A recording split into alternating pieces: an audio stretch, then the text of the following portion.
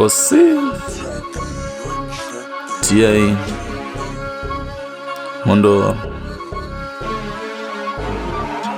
masinhi masikati kana maumuro, tokuchingamidzai paNhepfenyuro, masinhi masikati kana mauro.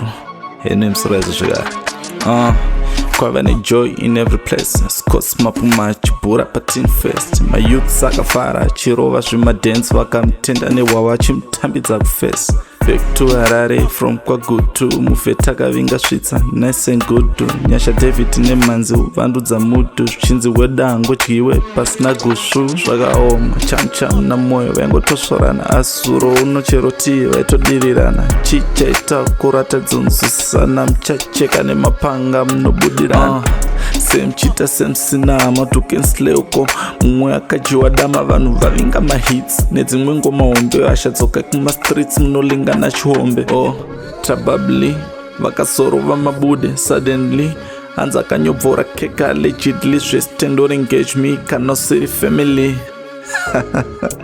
Drama rinowanda mufunge kana une munda usahedha mudhumeni, zvamukoma zvekucheka mahuman, kana iripo pfuma unonzidzoka ulume, kana isipo unoshayikwa urume. Hona tototi ndapona dai zvemakafona, chete nekusasa uku kuti ngawanza dhomongoma zvarakabuda ngatingoti yaiva promo. My god, my god, my god, my god, my lord, vakatochema vanhu nekubuda musodzi.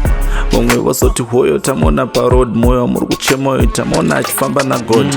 Razaro amukira pama2k, aritoda mari dzenyu, chema chajana moms wake it's okay. Bedbridge gadzirisai nyaya dzenyu, onera onera ulu ari Mandela. One day mtirongo ubuda nekupembera, baba wengoma hobo panga pawa bendera. Moto mshinji kunemi vakadzifambira.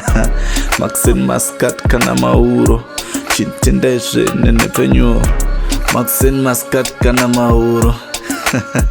Kasakani pachikamu chinotera mhondoro.